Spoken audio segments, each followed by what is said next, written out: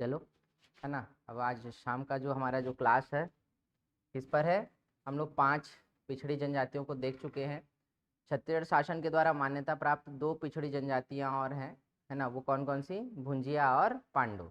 ठीक है, ऐसे 2 जनजातियों को हमको आज की क्लास में और देखना है, दोनों आज एक ही क्लास में हम लोग खत्म करेंगे। अब अगला जो हमारा टॉपिक है वो कौन सी जनजाति का है, भुंजिया जनजाति का है। ठीक है, तो इसके विषय में हम लोग देखते हैं। आप लोग लगभग लगभग पढ़ना कैसे उसको समझ चुके हो। परिचय क्या है इस जनजाति का, तो यह जनजाति मुख्य रूप से रायपुर जिले में पाई जाती है, जो द्रविड़ियन जनजाति है। कैसी जनजाति है, द्रविड़ियन। और इसका संकेंद्रण मुख्यतः किस जिले में है, रायपुर जिले में है। कहाँ पे है बेटा, रायपुर जिले में। ठीक, इस जनजाति की 2 उपजातियां हैं, एक को छिंदा भुंजिया कहते हैं, या इसको कई कई किताबों में चिंदा भुंजिया भी लिखता है। क्या लिखता है, चिंदा भुंजिया या छिंदा भुंजिया। और दूसरा क्या है, चौखटिया भुंजिया। कौन सा, चौखटिया भुंजिया और छिंदा भुंजिया, ऐसी 2 जनजातियां हैं। इसमें जो छिंदा भुंजिया जो जनजाति है, सॉरी उपजाति जो है इसकी, यह अपने आप को जो है सॉरी चौखटिया भुंजिया जो है वो छिंदा भुंजिया से क्या मानती है, अपने आप को श्रेष्ठ मानती है। क्या मानती है, श्रेष्ठ या उच्च मानती है। छिंदिया भुंजिया के बैगा जो है ना, बैगा के वंशज मान जाते हैं। ये जो छिंदिया भुंजिया जो जनजाति है वो अपने आप को किसका वंशज मानते हैं, बैगाओं का वंशज मानते हैं। जबकि चौखटिया भुंजिया की उत्पत्ति गोंड स्त्री और हलबा पुरुष से, है ना, यह हलबा है ना, हलवा हो गया। ठीक है, हलबा पुरुष से मानी जाती है। किससे मानी जाती है, हलबा। ठीक है, ध्यान से एक बार और देख लेना। 2 उपजातियां हैं, एक छिंदा भुंजिया और दूसरा चौखटिया भुंजिया। तो छिंदा भुंजिया जो है वो बैगा के वंशज माने जाते हैं। किसके वंशज, बैगा के वंशज माने जाते हैं। और जो चौखटिया भुंजिया है उनकी उत्पत्ति गोंड स्त्री और हलबा पुरुष से माना जाता है।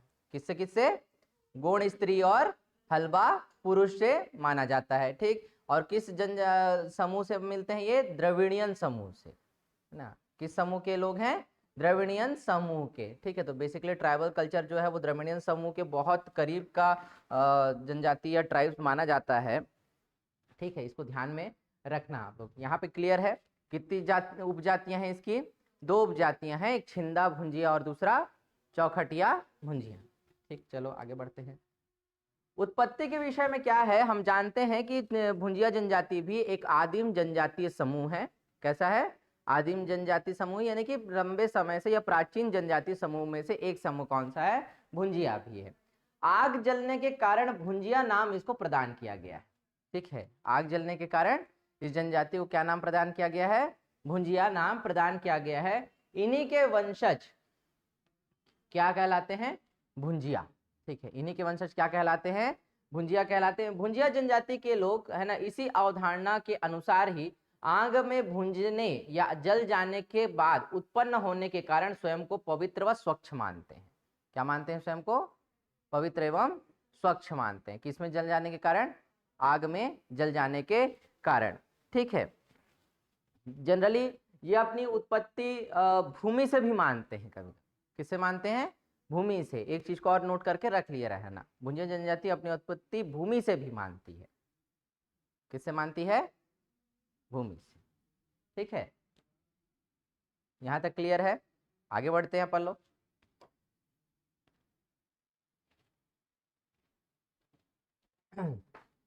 इनका जो निवास क्षेत्र है मुख्यतः रायपुर, है ना, और गरियाबंद जिले। कौन कौन सा, गरियाबंद जिले के क्षेत्रों में इनका संकेंद्रण ज्यादा है, भुंजिया जनजाति का।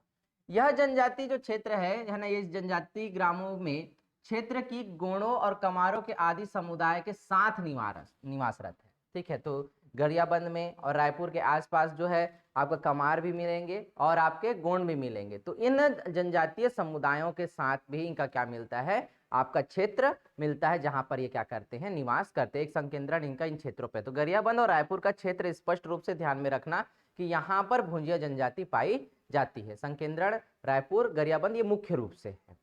ठीक है, ये जो मैप में आप लोग देख भी रहे होंगे। ठीक, आगे बढ़ते हैं हम लोग। 2011 की जनगणना के अनुसार, 2011 की जनगणना के अनुसार इनकी संख्या, जनसंख्या जो है 10,603 है। कितनी है, 10,603 3, जिसमें पुरुषों की जनसंख्या 5225 और महिलाओं की जनसंख्या 5378 है। महिलाओं की जनसंख्या कितनी है? 5378 और पुरुषों की कितनी है? 5225। ठीक है, इनका लिंगानुपात कितना है? 1029। लिंगानुपात कितना है इनमें? 1029। ठीक है, ध्यान में रखना। साक्षरता दर कितनी है इसमें? तो भुंजिया में साक्षरता दर की स्थिति थोड़ी ठीक ठाक है, 50.93% इनमें क्या है? साक्षरता दर है। ठीक है, कितना है? 50.93%। पुरुषों में साक्षरता दर कितना है इसमें? 64.19%। कितना है? 64.19%। और महिलाओं में साक्षरता दर कितनी है? तो 38.04%। याद रहेगा। तो भुंजिया जनजाति का साक्षरता दर कितना है? 50.93%। ठीक है, क्लियर है यहाँ तक? याद रहेगा। ठीक है, तो ये आंकड़ा याद रखना आप, कुछ नहीं तो कम से कम साक्षरता दर को हमको याद रख के चलना है ना। रहन सहन कैसा है? तो सबसे पहले इनका निवास स्थान और इनका घर कैसा है उसको देखते हैं हम लोग, है ना। प्रायः इनका जो घर है वो 2 से 3 कमरों का होता है। कितने? 2 से 3 कमरों का होता है। और किसका बना होता है? मिट्टी का। तो सामान्यतः जितने भी जनजातीय गांव या क्षेत्र मकान हम देख रहे हैं, जितने भी जनजातियों के द्वारा बनाए जा रहे हैं, मुख्य रूप से मिट्टी के ही मकान है। कच्चे मकानों में ही ज्यादा ये क्या कहते हैं, अपना रहन सहन या इनका निवास जो है कच्चे मकानों में ज्यादातर है। ठीक है, तो प्रायः मिट्टी के बने होते हैं। फर्श की लिपाई गोबर और मिट्टी से प्रतिदिन की जाती है। किससे की जाती है? गोबर व मिट्टी, है ना, छुई वगैरह जिसको हम लोग बोलते हैं एक साथ में। भुंजिया जनजाति अपने आवास की साफ सफाई एवं स्वच्छता का विशेष ध्यान रखते हैं, है ना। इन लोग साफ सफाई को क्या रखते हैं? विशेष ध्यान में रखते हैं। कौन सी जनजाति? भुंजिया जनजाति। ठीक, ध्यान में रखना इस बात को। अगला क्या? वेशभूषा क्या है? तो भुंजिया महिलाएं अपने पैरों में सांटी, हाथ में पट्टा, ऐठी, चूड़ियां, गले में रुपया माला। रुपया माला जानते हो? जो सिक्कों की बनी हुई जो माला होती है उसको रुपया माला बोलते हैं। नाक में फुल्ली, है ना, जो फुल्ली तो आप समझते हो, लड़कियां समझती है, तुम लड़के लोग समझते हो कि नहीं? फुल्ली तुम लोग महुआ वाला मत समझ लेना। हाँ, महुआ का फुल्ली मतलब समझते हो नहीं? महुआ का सबसे पहली जो शराब बन के आती है, एकदम सबसे प्योर फॉर्म, शुरुआत का, मतलब बासी नहीं हुआ है, 1 दिन भी नहीं, 2 घंटा भी नहीं, ऐसे मतलब एकदम प्योर है, उसी दिन बनाया है। उसको क्या बोलते हैं गोंडी हल्दी में? फुल्ली। क्या बोलते हैं? फुल्ली। तो यहाँ पे फुल्ली का मतलब अलग है। यहाँ पे क्या, जो नोज पिन बोलते हो ना तुम लोग, नाक में लगाने वाला, उसको क्या बोला जाता है? फुल्ली। कानों में खिनवा। ठीक है, झुमका को क्या बोलते हैं?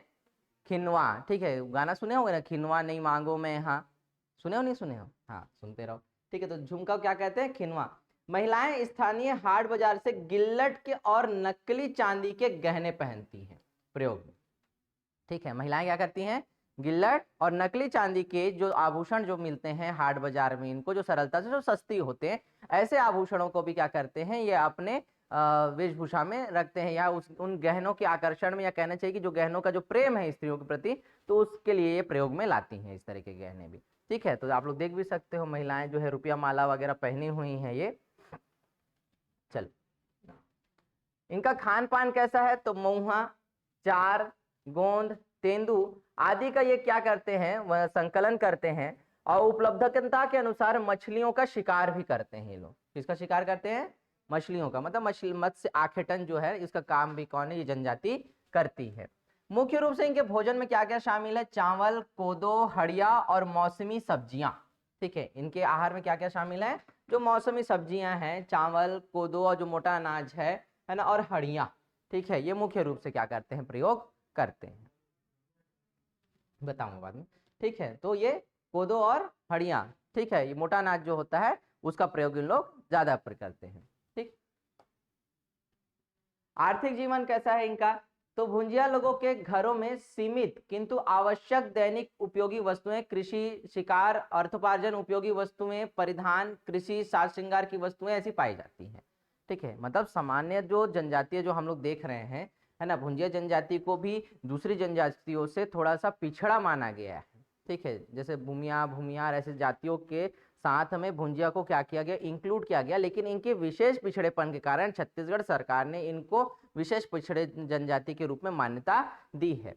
लेकिन इन जनजातियों में जो है सामान्य तौर पर जो सीमित संसाधन है, जो दैनिक उपयोग के लिए जरूरी है, ऐसे सीमित संसाधन इनके घरों में जरूर मिलते हैं, जैसे कृषि के उपकरण हो गए, ठीक है, आखेट के उपकरण हो गए, है ना। और दूसरा जैसे साज कृषि हेतु जो उपकरण हो गए, साज श्रृंगार के जो उपकरण हो गए, ये चीजें हो गई दैनिक वस्तुओं की। तो इस तरीके की वस्तुएं उनको क्या होती हैं, यहाँ पर सरलता से उनके घरों में मिलती भी हैं। ठीक, अनाज रखने की कोठी, अनाज पीसने का जाता, है ना, और ढकी, मुसल, भोजन पकाने एवं खाने के लिए मिट्टी के बर्तन, एल्यूमिनियम, कांसे के बर्तन, कृषि उपकरणों में कुल्हाड़ी, बांस की टोकरी, सूपा, नांगर, मछली पकड़ने, है ना, हेतु बांस निर्मित झांपी, चोरिया व जाल।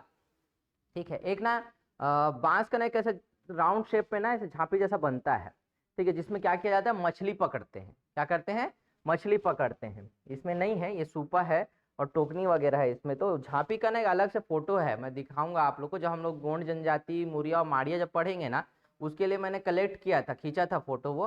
तो एक अच्छा अलग से क्या होता है ना, ऐसा पीछे की तरफ थोड़ा छोटा आकार का रहता है वो, देखो ना मोहरी वगैरह, तो उस डिजाइन का, या कैसे बताऊं आप लोग को। शंकु समझते हो, शंकु समझते हो, शंकु की आकृति की बनी हुई एक झांपी की तरह क्या होता है, एक बांस का बना हुआ एक वो है, क्या कहना चाहिए कि वस्तु है।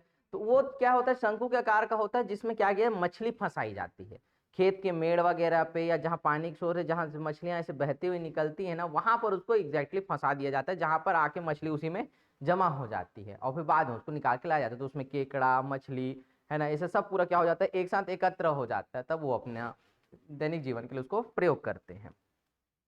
ठीक, सामाजिक जीवन कैसा है, तो भुंजीय जनजाति भी क्या है, पितृवंशीय है या पितृसत्तात्मक समाज की अवधारणा को क्या करता है, प्रस्तुत करता है। कौन सी, भुंजीय जनजाति। ठीक है, भुंजीय जनजाति में स्वयं को, है ना, कच्छिन या कछुआ, कच्छिन या कछुआ, है ना, वंश या वंश का मानता है, या नेताम वंश के तथा मेचका, है ना, वंश या मरकाम वंश का मानते हैं। समझना इस बात को, थोड़ा सा यहाँ पे मिस्टेक किया मैं, है ना। कच्छिन कछुआ, तो कछुआ किसका टोटम है, नेताम लोगों का है। किसका है, नेताम। ठीक है, ध्यान रखना कि भुंजिया जनजाति के जो लोग हैं, है ना, उसमें जो चौखटिया भुंजिया जो हम लोग देखे, तो चौखटिया भुंजिया अपने आप को श्रेष्ठ मानता है सामाजिक परिवेश में, पहले ही बता रहा हूँ। गोंड स्त्री और हलवा पुरुष के से हुए जो वंशज हैं वो कौन है, चौखटिया भुंजिया है। तो गोंड लोगों के देवी देवता, क्योंकि अब लेन देन हो गया है, वहां से निकले हैं, है ना, इनका संकरण हुआ है, तो वहां के उनके कुछ देवी देवता और उनके जो टोटम होंगे वो भी इसमें सम्मिलित होते हैं। कच्छिन, कच्छिन का मतलब होता है कछुआ, और कछुआ किसका गोत्र चिन्ह है या किसका टोटम है, वो नेताम लोगों का है। किसका है, नेताम लोगों। किसी का तो क्या होता है, कछुआ होता है, किसी का सेही होता है, किसी का बकरा होता है, किसी का वो जो एक वो क्या सांप बोलते हैं यार, एक नाम असोड़िया कुछ बोलते नहीं है, तो ऐसा एक सांप होता है, पानी वाला सांप, क्योंकि अलग अलग सबका वो होता है ना। जैसे मेचका हो गया, तो मेचका जो है मरकाम लोग का हो गया। तो इनका ये क्या है, वो चिन्ह है। तो यहाँ पर स्वयं को नेताम वंश के या मरकाम वंश के, तो नेताम वंश का यानी कछुआ, तो कछुआ वंश उनका या टोटम, या मेचका, मेचका मतलब मेंढक, छत्तीसगढ़ी में मेंढक को क्या बोलते हैं, मेचका, मेंढक को मेचका। ठीक है, और जो बड़ा वाला रहता है उसको, बड़ा मेंढक रहता है उसको क्या बोलते हैं, बड़ा सा रहता नहीं है, टोड बोलते नहीं है, हाँ क्या बोलते हैं उसको छत्तीसगढ़ी में, भिंदोल किसको बोलते हैं, हाँ उसी को बोलते हैं, फट से रिप्लाई दिए किसको बोलते हैं, बड़ा मेंढक जो रहता है ना, टोड जिसको बोलते हैं, वो क्या कहलाता है, उसी को भिंदोल बोलते हैं। और छोटे छोटे जो मेंढक रहता है उसको क्या बोलते हैं, मेचका, है ना। हम लोग आगे और पढ़ेंगे उसमें कुछ तीज त्योहार और पर्व हम देखेंगे ना, तो एक में बीजापुर वगैरह क्षेत्र में, है ना, भीमा देव की पूजा की जाती है, उसमें ना मेचका और मेचकी का विवाह किया जाता है। किसका, हाँ हाँ, कप्पल पेंडुम बोलते हैं उसको, है ना, उसका विवाह कराते हैं दोनों का, है ना, और छोड़ देते हैं, दोनों को बांध देते हैं, है ना, गठबंधन कर देते हैं और छोड़ देते हैं ताकि अच्छी बारिश हो, ऐसा करके। तो वहां पे मेचका और मेचकी का विवाह ऐसा बोलते हैं उसको। ठीक है, तो कच्छिन या निताम वंश का, मेचका या मरकाम वंश का स्वयं को मानते हैं, कौन, भुंजिया जनजाति के लोग। इनमें नेताम, मरई, मरई मतलब तो सगा माने, मरई बता है, मंडावी नहीं रे, मंडावी, हाँ ओकर सगा मन है, कैसे गा, ठीक। नेताम, मरई, पाती, सेठ, दीवान, नाइक, सरमत, सुवार आदि गोत्र इनमें पाया जाता है, ठीक है, आदि गोत्र इनमें पाया जाता है। तो ये ध्यान में रखना, ये नेताम जो गोत्र देख रहे हो, तो आजकल तो नेताम जो हो गया है ना आपका, कलार में भी कई लोग नेताम लिख रहे हैं, ठीक है। फिर हलवा में एक दो नेताम में मिल गए, दोरला में मिल जाएंगे आपको, फिर गोंड में मिलते हैं अलग, मुरिया में भी नेताम लिखते हैं, ठीक है, भुंजिया में भी नेताम है। तो नेताम एक कॉमन क्या हो गया है, गोत्र हो गया है, ठीक है। मरई जो है, मरई आपका गोंड में भी आता है, किस में आता है, गोंड में भी, है ना। जो मंडावी लोग जो हैं वो अधिकतर क्या लिखते हैं, मरई लिखते हैं, ठीक। इनके गोत्र टोटम और टोटम पर आधारित होते हैं एवं बहिर्विवाही होते हैं। ये लोग कैसे होते हैं, बहिर्विवाही, है ना। तो अपना जो समान गोत्र होगा तो समान गोत्र में विवाह नहीं होगा, ठीक है। सगोत्री विवाह की अपेक्षा विषम गोत्री विवाह पर क्या है, ये टिके होते हैं, उसी को बहिर्विवाह बोलते हैं। क्या बोलते हैं, बहिर्विवाह, ठीक है। कैसा विवाह नहीं होगा, सगोत्रीय विवाह नहीं होगा, ठीक है, ये ध्यान में रखना। और उसके अपेक्षा क्या होगा, विषम गोत्री विवाह। कैसा होगा, विषम गोत्री विवाह, ठीक। जन्म संस्कार, प्रसव के पश्चात प्रसूता को जड़ी बूटियों से निर्मित कसा पानी दिया जाता है। क्या पानी दिया जाता है, कसा पानी, ठीक है। छठे दिन छठी संस्कार और शुद्धिकरण किया जाता है। छठे दिन क्या किया जाता है, छठी या शुद्धि संस्कार किया जाता है भुंजिया जनजाति में, ठीक। इसमें ध्यान रखना कि इनका जो प्रसव जो कराती है जो महिला या बुजुर्ग महिला, उसको सुईनदाई कहते हैं।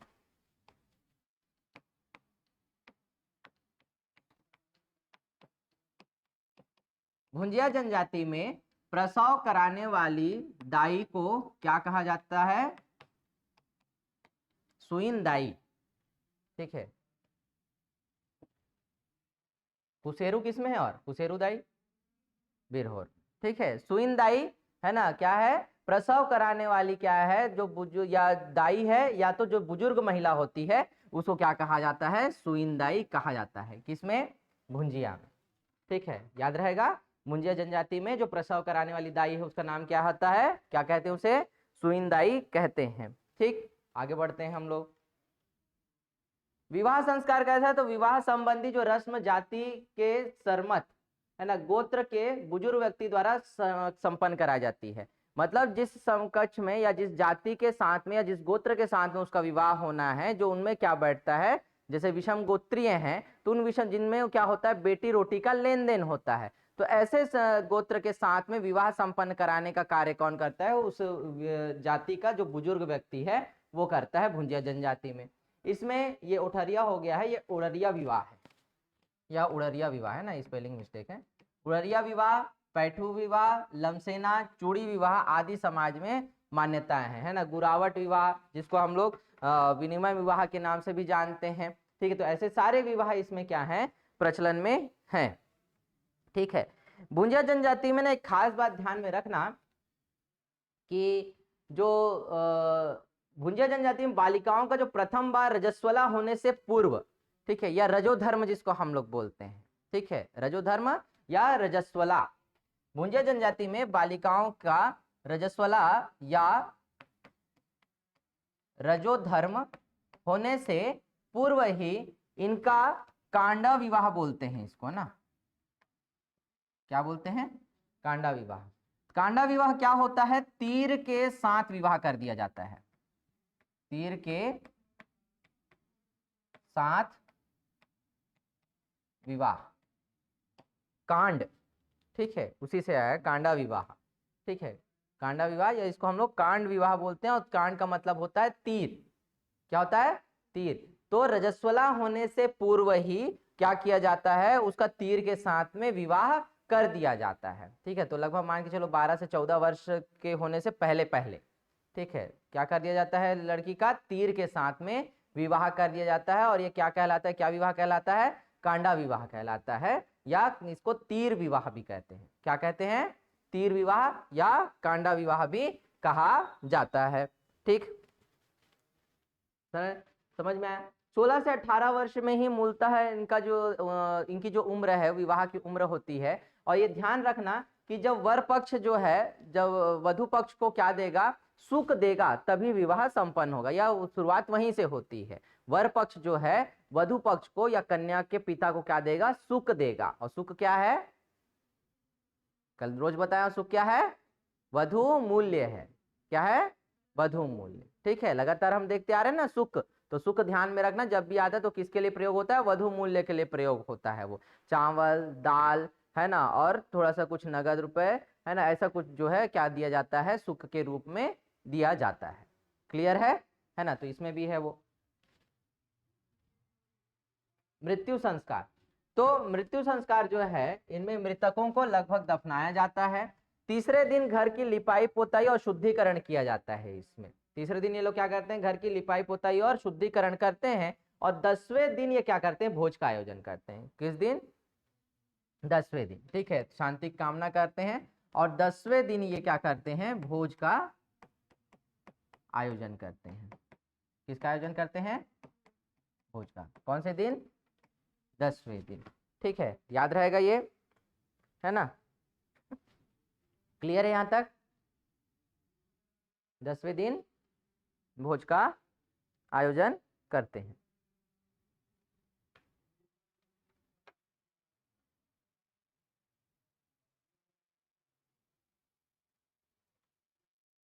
ठीक, चलो आगे बढ़ते हैं। अब इनके प्रमुख देवी देवता कौन कौन है, तो इनके प्रमुख देवी देवता बूढ़ा देव, ठाकुर देव, भैंसासुर, बूढ़ी माई, काना भैरा, काला कुंवर, डुमा देव आदि इनके क्या हैं, प्रमुख देवी देवता हैं। ठीक है, चूंकि मैं बताया हूं कि इनकी जो उत्पत्ति है गोंड और हलवा से मानी जाती है, इसलिए कई गोंड देवी देवता भी ये इनके या जो भुंजिया जनजातियों ने कई गोंड देवी देवताओं को भी अपनाया है।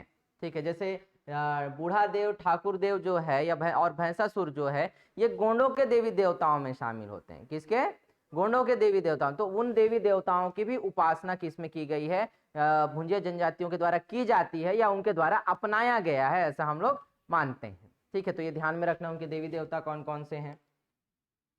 ठीक, एक चीज और याद रख लेना, यहीं पे नोट कर लो, है ना, छूट गया यहाँ पर। जो भुंजिया जनजाति है उसका युवा गृह, भुंजिया जनजाति का युवा गृह है ना, क्या नाम है, घसर आसा। गितियोना किसका है, हा? किसका बताया हूं कल, बिरहोर। ठीक है, और घसरवासा किसका है, भुंजिया का है। ठीक है, घोटुल किसका है, मुरिया। ठीक है, बेसिक मुरिया के लिए अपन जानते हैं, है ना। माड़िया में भी घोटुल आता ही है ना, क्योंकि एकदम करीब की जनजाति है ना। गोंड के बाद हम लोग मुरिया माड़िया ऐसा हम लोग देखते ही उसको क्रम से है एकदम, है ना। क्योंकि इसमें हम लोग वो चीजें नहीं देख रहे हैं, जैसे गोंड आएगा ना तो गोंड में विवाह स्तंभ की स्थापना होती है। कोई ईयर का प्रश्न था कि मुरिया मुरिया गोंड जनजाति में विवाह स्तंभ को क्या कहा जाता है, ऐसा करके। ठीक है, तो विवाह स्तंभ जो होता है ना, विवाह स्तंभ की स्थापना, मृतक स्तंभ तो सुनते ही आ रहे हो अब तक, लेकिन विवाह स्तंभ की, विवाह खंभ की भी स्थापना होती है। तो जैसे आंचला वगैरह है, कुमेटी है ना, इन सब जैसे मेरा मतलब है ना, तो उस सब में जो गोत्र होते हैं इनमें विवाह खंभ की भी स्थापना होती है ना। तो जब मैं अपना ही जब देव कोठार वगैरह गया, देवगुड़ी गया जब मैं देखने के लिए रिसर्च के दौरान, तो उस दौरान ऐसे 4 अलग अलग मैं स्तंभ देखा, तब मैं पूछा कि ये क्या होता है, तो उस स्तंभ को बोलते हैं गोंडी में मांडो। क्या बोलते हैं, मांडो। विवाह स्तंभ को क्या कहा जाता है, मांडो कहा जाता है। आंचला, कुमेटी और उसके जो समकक्ष जो और कुछ कुछ जो गोत्र आते हैं उनमें खास तौर पर ऐसे विवाह स्तंभ स्थापित करने का रिवाज है। तो अंतागढ़, कोयली बेड़ा, आमा बेड़ा, ये साइड पे थोड़ा सा ज्यादा है। पखांजूर वाला जो बेल्ट आता है जो कहाँ किससे लगता है, गढ़चिलौरी महाराष्ट्र वाला बॉर्डर से जो लगता है, ठीक है, वहां से 20-22 किलोमीटर होगा पखांजूर हलांजूर वाला जो क्षेत्र है वहीं पे।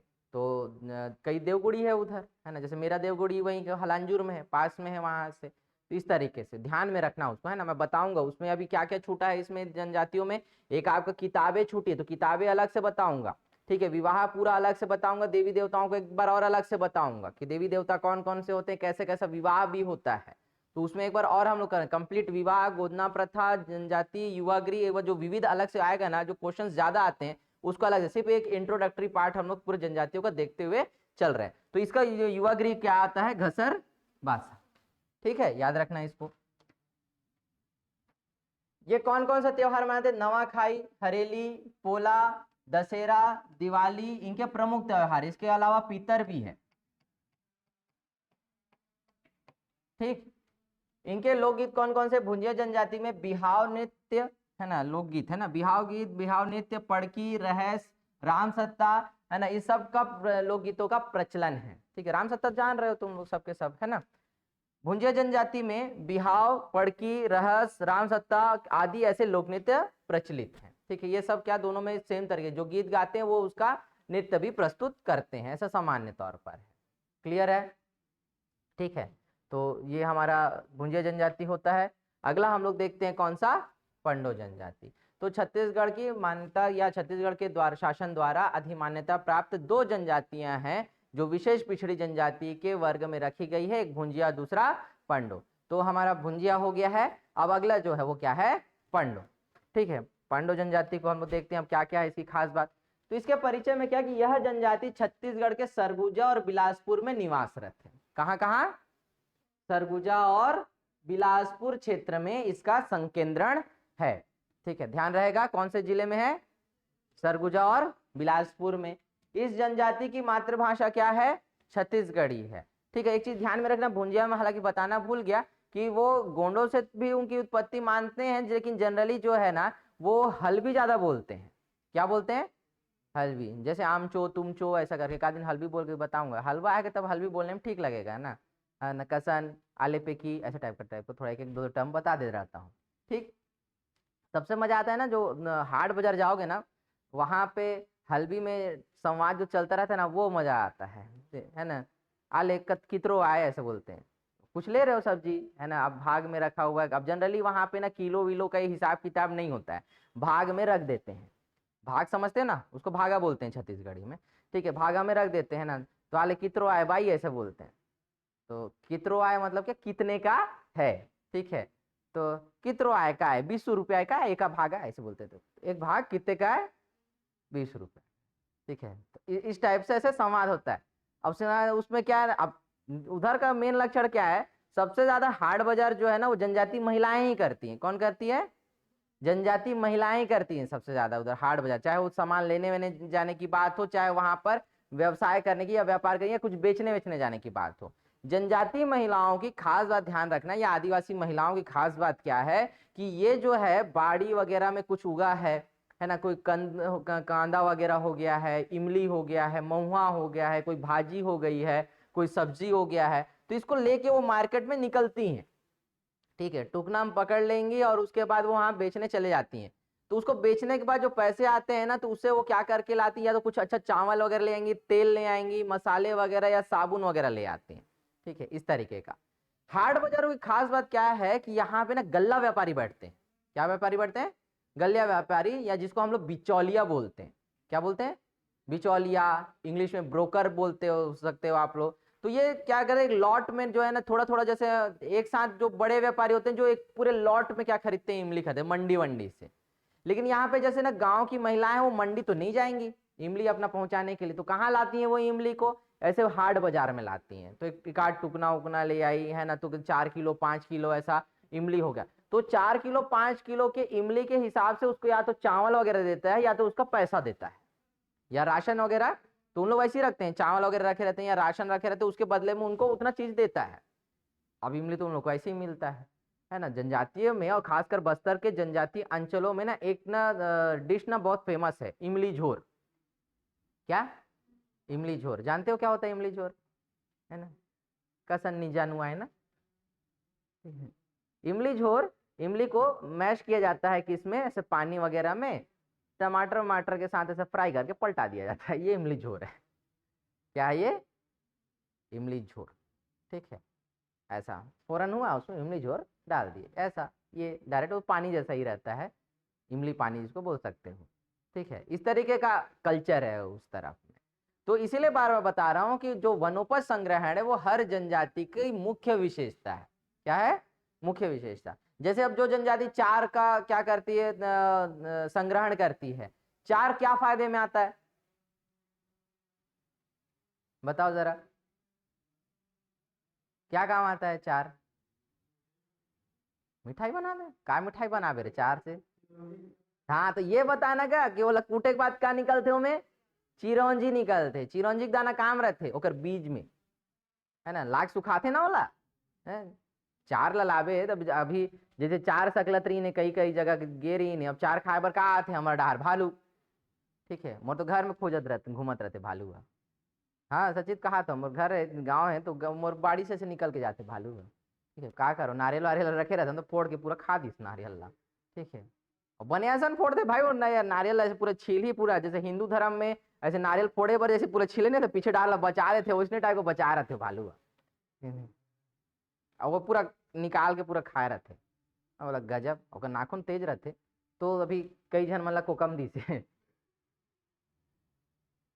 तो हाँ, लेकिन बड़ा डेंजर है भाई भालू, बहुत अगर मारते ना तो बड़ा डेंजर तरीके से मारते ना, बचना मुश्किल है बहुत।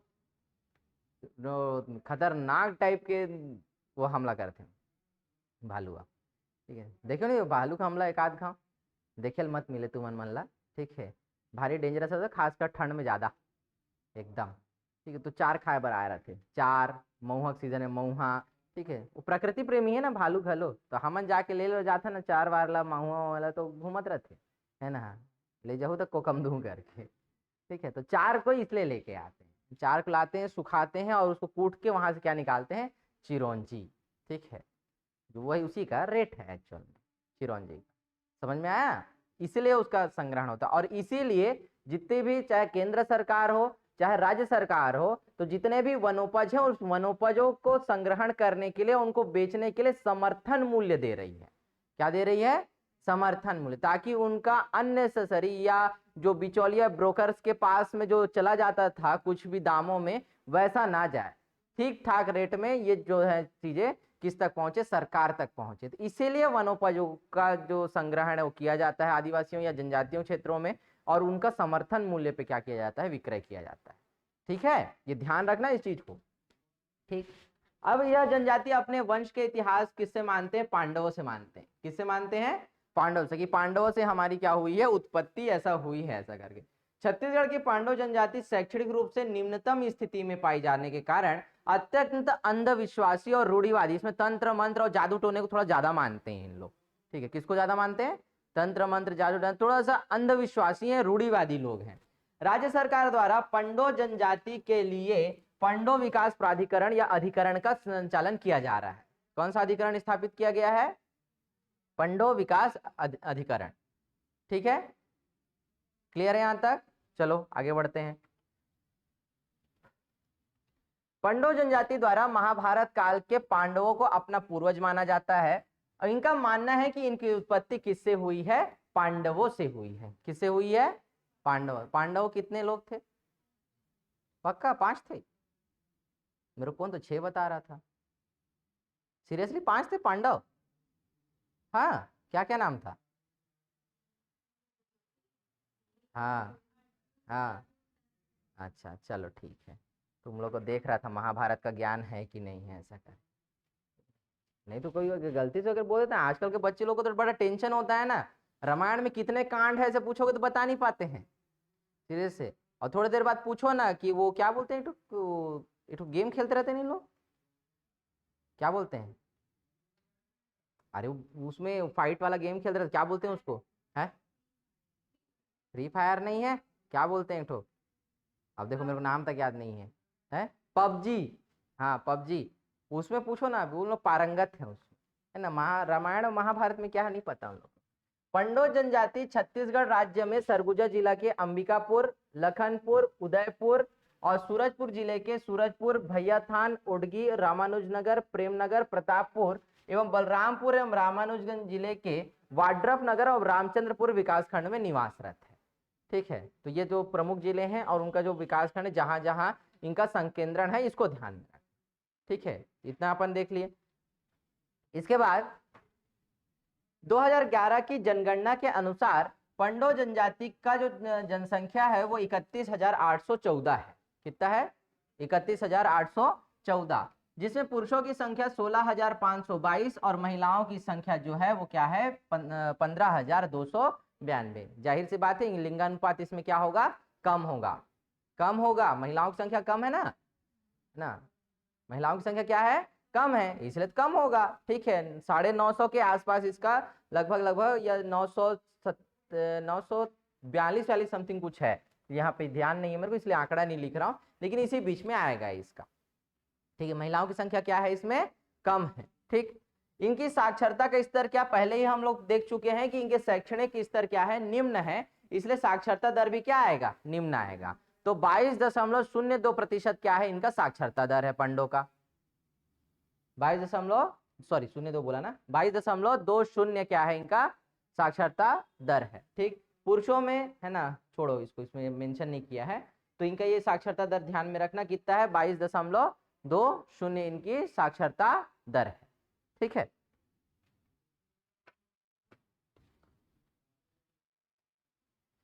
रहन सहन कैसा है, ये पहाड़ियों और वनों के क्षेत्रों में निवास करते हैं, यह ग्रामों में समूहों में रहते हैं। कैसे रहते हैं, समूहों में, बस्तियां बनाकर। ठीक, ग्राम संरचना है इनके वृहद बसाहट को पंडोपारा कहा जाता है। ठीक है, किस नाम से जाना जाता है, पंडोपारा के नाम से जाना जाता है। जैसे अब मान लीजिए हम लोग कोई बस्ती बसाए हैं, एक पर्टिकुलर समुदाय एक बस्ती में रहता है, जैसे मान लीजिए बैगा रह रहे हैं तो एक बैगा बस्ती अगर बोलेंगे, या बैगा पारा तरफ जाओ ऐसा बोलेंगे। एक तरफ जैसे पंडो की बस्ती है या फिर उस क्षेत्र में पूरे पंडो समुदाय के लोग रहते हैं, तो क्या कहलाएगा, पंडोपारा कहलाएगा, कि नहीं भाई वो पंडोपारा तरफ रहते हैं लोग, ऐसा टाइप का। ठीक है, ये ध्यान में रखना।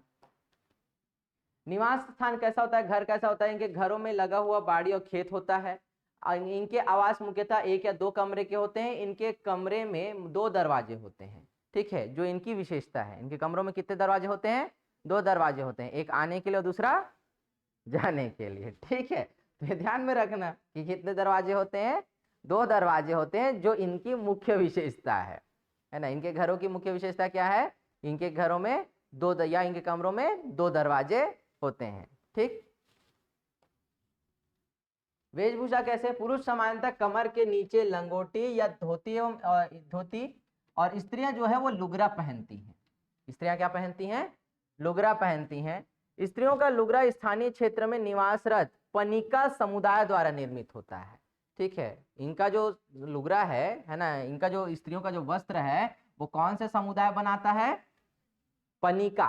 ठीक है, तो पनिका समुदाय द्वारा निर्मित वस्त्र या लुगरा का या परिधान का प्रयोग कौन करती हैं, पंडो स्त्रियां करती हैं। ठीक है, तो पंडो स्त्रियों का परिधान है वो कौन बनाती हैं, पनिका समुदाय के लोग बनाते हैं। ठीक, श्रृंगार के रूप में स्त्रियां पारंपरिक रूप से चांदी या गिलट के आभूषण है ना, जैसे गिलट, गले में बटम या हसली है ना, वो हसली टाइप का रहता है, ऐसे गले में पहनते हैं। ठीक है, बटम या हसली, नाक में बिछिया कहाँ से आ गया है ना, ये उसमें होगा ना, पैर में बिछिया गलत हो गया है ना, कान में तरकी कहना, कमर में कमर पट्टा होगा या कमर बंध, हाथ में पहुंची और बाह में नागमोरी। ठीक है, बाह में नागमोरी। ठीक है, नाक में बिछिया कहाँ से पहनेंगे गलत हो जाता है ना भाई। ठीक, तो कौन पहनता है वैसे बिछिया,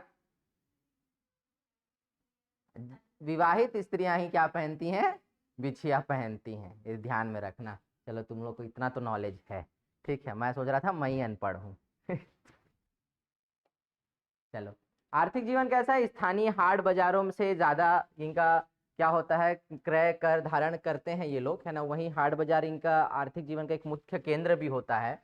बाल संवारने के लिए ये लोग घोड़ बहरा नामक घास के मोटे भाग को 2 भागों में फाड़कर कंगी बनाते हैं, है ना। घोड़ बहरा नामक घास के मोटे भाग को, उसका जो तना जैसा रहता होगा मोटा भाग को है ना, उसको क्या करते हैं, वो 2 भागों में बांटते हैं और उससे क्या बनाते हैं, कंगी।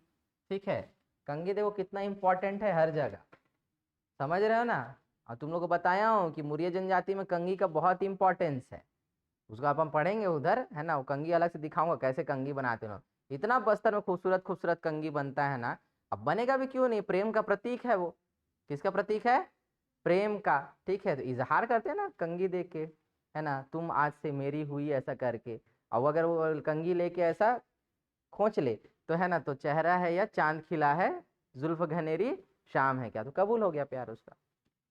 चलो, है ना। इनमें पूर्व में रसोई घरों में मिट्टी एवं लोहे के बर्तनों का उपयोग होता था। ठीक है, रसोई घरों में मिट्टी एवं लोहे के बर्तनों का उपयोग होता था। वर्तमान में मिट्टी के बर्तनों के साथ साथ धातु के बर्तनों का उपयोग दैनिक जीवन में खाने के लिए प्रयोग किया जा रहा है, जैसे पानी लाने, खाना पकाने, पानी रखने, है ना, खाना खाने आदि में किया जाता है। कुछ अलग अलग धातु का भी प्रयोग करने लगे हैं ऐसे। ठीक, इनमें विभिन्न तिलहनों जैसे टोटी, सीसल, तिल, सरसों आदि बीजों से तेल जो है परंपरागत रूप से लकड़ी के दो पार्टों की सहायता से तेल निकालने का काम किया जाता है। जैसे ना बस्तर में भी उस चीज वो फेमस है, ऐसे दो पार्टों का ना ऐसे जगह रहता है। ठीक है, नीचे वाले में क्या रखा जाता है, बीज को रखा जाता है, जिसको हम लोग क्या, जैसे महुआ का जो बीज होता है, फल होता है, उसको टोरा बोलते हैं। क्या बोलते हैं, टोरा। तो दो पार्टों के बीच में क्या करते हैं, उसको दबाते हैं ऐसा, तो उसको दबाने के बाद क्या निकलता है, उससे तेल निकलता है। क्या निकलता है, तेल। तो परंपरागत तरीके से दो पार्टों के बीच से जो तेल निकालने की जो प्रक्रिया है ना, वो पंडो जनजाति में फेमस है। किसमें फेमस है, पंडो जनजाति में फेमस है। इस चीज को ध्यान में रखना। ठीक है, क्लियर है यहाँ पे। चलो, जन्म संस्कार क्या, पंडो जनजाति में प्रसव ग्राम की बुजुर्ग अनुभवी महिला के द्वारा ही कराया जाता है। ठीक है, इसमें भी इसे क्या कहा जाता है, सुईन कहते हैं। क्या कहते हैं, सुईन। शिशु की नाल घसिया जाति की महिला द्वारा काटा जाता है। कौन सी जाति, घसिया। ठीक है, और जो स्त्री है, जो महिला है, जो शिशु का नाल काटती है, उसे क्या कहा जाता है, मुइन। क्या कहते हैं उसे, मुइन कहते हैं। ठीक है, शिशु की नाल झड़ने के पश्चात क्या किया जाता है, छठी का उत्सव मनाया जाता है। कौन सा उत्सव मनाया जाता है, छठी का उत्सव मनाया जाता है। ठीक है, क्लियर है यहां तक। चलो, विवाह संस्कार क्या, विवाह संस्कार मुख्य रूप से 3 से 5 दिन तक होता है। इसमें लड़के लड़कियों की विवाह शारीरिक रूप से परिपक्व होने पर किया जाता है। लड़की खोजने की प्रक्रिया को सगा खोजना कहते हैं। क्या कहते हैं, सगा खोजना। अब सगा खोजना मतलब जान रहे हो, सगा मतलब समधी। ठीक है, तो सगा खोजना कहते हैं। इसमें वधु मूल्य के रूप में रुपया दिया जाता है। क्या दिया जाता है, रुपया। ठीक है, जिसे सुखदान कहते हैं। क्या कहते हैं, सुखदान। ठीक है, बाकी सब में क्या कह रहे हैं, सुख कह रहे हैं। यहाँ पर पंडो जनजाति में जो वधु मूल्य के रूप में 21 रुपया जो दिया जाता है, कितना रुपया, 21 रुपया जो दिया जाता है, वो क्या कहलाता है, सुखदान कहलाता है। कितना रुपया देते हैं हम लोग, 21 रुपया देते हैं। विवाह का कार्य बैगा के द्वारा कराया जाता है। किसके द्वारा, बैगा के द्वारा। इनमें मुख्य रूप से बरोखी है ना, बरोखी विवाह होता है। ठीक है, कैसा विवाह, बरोखी विवाह। इसमें ज्यादा खर्च नहीं होता है, तेल हल्दी जैसा कार्यक्रम जो है ना नहीं होगा, सीधे यहाँ पर अंगूठी वगैरह पहनाया जाएगा और सीधा लड़का जो है लड़की को लेके घर जाएगा। ज्यादा खर्च किए बिना जो किया गया विवाह जो है पंडो जनजाति में, वो क्या कहलाता है, बरोखी विवाह कहलाता है। ठीक है, साथ ही ढुकू विवाह एवं पैठू विवाह का भी प्रचलन है। समाज द्वारा सामाजिक बैठक कर इसे क्या दी जाती है, मान्यता दी जाती है ना। ढुकू विवाह और पैठू को क्या दिया जाता है, सामाजिक मान्यता के आधार पर मान्यता, ये उस विवाह को मान्यता दी जाती है ना। सगा सकलाते हैं उसमें, ऐसा बोलते हैं ना, सामाजिक उसमें। ठीक, मृत्यु संस्कार में क्या, इनमें किसी भी सदस्य की मृत्यु होने पर क्या किया जाता है, दाह संस्कार किया जाता है। इनमें मृत्यु संस्कार नियमतः या अंतर्गत पुरुषों के लिए किया जाता है, सॉरी पुरुषों द्वारा क्या करवाया जाता है। 10 दिन व महिलाओं के लिए 9 दिन के पश्चात मृत्यु भोज कराया जाता है ना। 10 दिन किसके लिए, पुरुषों के लिए, व महिलाओं के लिए 9 दिन। ठीक है, जो मृत्यु का जो भोज होगा मृत्यु संस्कार में, 10 दिन किसके लिए, पुरुषों के लिए, और 9 दिन किसके लिए, महिलाओं के लिए। इसके बाद क्या किया जाता है, मृत्यु भोज। सामाजिक व्यवस्था में क्या है, पंडो जनजाति में परंपरागत जाति पंचायत की अपनी व्यवस्था है। ग्राम स्तर पर जाति पंचायत के प्रमुख को क्या कहते हैं, ये लोग मुखिया कहते हैं। क्या कहते हैं, मुखिया कहते हैं। ग्राम पंडो बुजुर्ग अनुभवी व्यक्ति को जाति पंचायत का प्रमुख बनाया जाता है। जो सब इनमें से क्या होगा, सबसे सीनियर होगा, जो सबसे ज्यादा सियान माना जाता है, वो क्या होगा, इनकी जाति पंचायत का मुखिया होता है। ठीक है, जाति पंचायत की सदस्यता केवल किसको मिलती है, पुरुषों को ही दी जाती है। किसको दी जाती है इनमें? पुरुषों को। बाकी अन्य जनजातियों में के अपेक्षा इसमें क्या है, पुरुषों को ही ज्यादा मान्यता है। उसमें स्त्रियों को भी शामिल करते हैं हालांकि, लेकिन इसमें पुरुषों को ही स्थान है। स्त्रियों से संबंधित मामले में उनकी समस्या और पक्ष को विस्तार से सुना जाता है पूरी तरीके से, क्योंकि अब वहां तो स्त्रियां हैं नहीं, तो लेकिन इसलिए क्या है कि स्त्रियों से संबंधित जो भी मामला आएगा उसको विस्तार से सुनते हैं। इस पंचायत में विवाह संबंध है ना, विच्छेद मतलब दोनों के बीच तलाक, आपसी लड़ाई झगड़े, संपत्ति के बंटवारे, अंतरजातीय विवाह, गौ हत्या है ना, और चोरी आदि जैसे मामलों का निपटारा किया जाता है यहाँ पर इस जाति पंचायत में। दोष सिद्ध हो जाने पर दोषी को जुर्माने के रूप में अर्थदंड और भोज या सामाजिक बहिष्कार जैसे दंडों का प्रावधान भी है। बेसिकली हर जो जनजातीय समाज है उनकी जो जातीय पंचायत होती है तो उसमें ये दंड जो है ना अनिवार्य रूप से रहता ही है, एक सामाजिक बहिष्कार का या अर्थदंड या जुर्माना लेने का या सामाजिक भोज का, है ना, इस तरीके का दंड हमेशा हर समाज के उसमें नियमों में पहले से ही क्या है, समाहित है। ठीक है,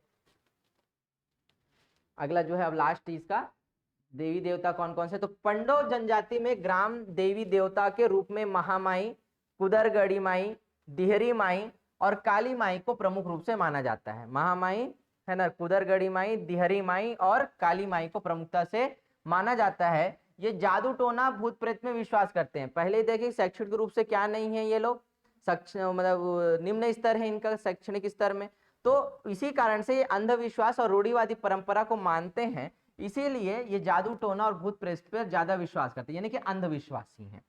पूजा पाठ करने वाले व्यक्ति को ये लोग क्या कहते हैं, बैगा कहते हैं। क्या कहते हैं, बैगा कहते हैं। ठीक है, तो यहाँ पर जो है हमारा क्या खत्म होता है, भुंजिया जनजाति और पंडो जनजाति खत्म होता है। एक चीज मुझसे छूट गया था क्या, कि भुंजिया जनजाति में आपका जो रहन सहन और जो इनका क्षेत्र होता है, निवास स्थान जो होता है, इनके जो मकान होते हैं यहीं पे आएगा। ठीक है, इसमें एक रसोई अलग से बनाई जाती है। ठीक है, इनके मकानों के अलावा क्या होती है, एक रसोई अलग से बनाई जाती है भुंजिया जनजाति में। इसको नोट करके रख लेना, मैं भूल गया था उस समय, मैं इसलिए बता रहा हूं अभी। रसोई अलग से बनाई जाती है, इसे लाल रंग से पुताई की जाती है। किससे पुताई की जाती है, लाल रंग से। किससे पुताई करते हैं, लाल रंग से अपने रसोई की पुताई करते हैं, इसीलिए इसकी रसोई घर को क्या कहा जाता है, लाल बंगला। क्या बोलते हैं, लाल बंगला। क्लियर है? ठीक है, प्रश्न कई बार पूछा है कि लाल बंगला क्या है, तो वो रसोई घर है। तो ये प्रश्न पूछता है कि लाल बंगला रसोई किस जनजाति से संबंधित है, या भुंजिया जनजाति में की रसोई घर को क्या कहा जाता है, तो याद रखना क्या है, लाल बंगला। ठीक है, तो ये छूट गया था मुझसे, तो इसको मैं आपको अभी आगे याद आया तो मैं इसलिए आपको दोबारा बता रहा हूँ। ठीक है, तो यहाँ तक समझ में आया। तो हमारी विशेष पिछड़ी जनजातियाँ जितनी थी यहाँ पे कंप्लीट होती है। कल हम लोग कौन सी जनजाति को देखेंगे, गोंड जनजाति को, और उसी के पैरेलली गोंड, फिर माड़िया, मुरिया, और उसी के अंतर्गत दंडामी माड़िया वगैरह जो आता है उसी को पैरेलली एक साथ हम लोग देखेंगे उसमें। ठीक है, वो एक ही क्लास में तो खत्म नहीं होगा, लेकिन उसको 1 से 2 पार्ट में हम लोग देखेंगे। ठीक है, गोंड जनजाति, और उसमें खासकर ध्यान रखना मृतक स्तंभ वगैरह को लेके ज्यादा प्रश्न पूछता है। इधर जो है उनकी मूल चीजों को ज्यादा पूछता है विशेष पिछड़ी जनजातियों में, तो इस यहाँ पे हम उतना पढ़ेंगे, और उस पर उधर जो फैक्ट क्वेश्चन ज्यादा आते हैं मुड़िया से, मारिया से, है ना, इन पे, कमार पे, बिरहोर पे इनकी किताबें भी हैं। मैं जनजाति किताबों का भी यहाँ मेंशन नहीं किया हूँ, ना बताया नहीं हूँ, तो जनजाति किताबों की पर्टिकुलर अलग से पूरी लिस्ट है। तो क्लास जब खत्म होती रहेगी ना, तो जनजातियों का विविध जो पार्ट हम लोग देखेंगे उसमें जनजातियों की किताब की लिस्टिंग अलग से बता दूंगा, जिसमें सभी जनजातियों की किताब रहेगी, चाहे वो the Muria and their Ghotul हो, चाहे द बिरहोर हो, द कमार हो, ऐसे सारे किताब जितने भी हैं, है ना, सब का अलग से पूरा लिस्टिंग दूंगा आप लोग को। ठीक है, ध्यान रहेगा। तो आज जितना भी हम लोग पढ़ लिए हैं और पिछला जितना पढ़ चुके हैं वो सबको एक बार रिवाइज करके आप लोग कल आओगे। ठीक है, तो 5 मिनट कल क्लास स्टार्ट होने से पहले 5 मिनट थोड़ा सा पूछूंगा, उसके बाद फिर आगे बढ़ूंगा। ठीक है, तो चलो आज की क्लास हम लोग क्या करते हैं, यहीं पे समाप्त करते हैं।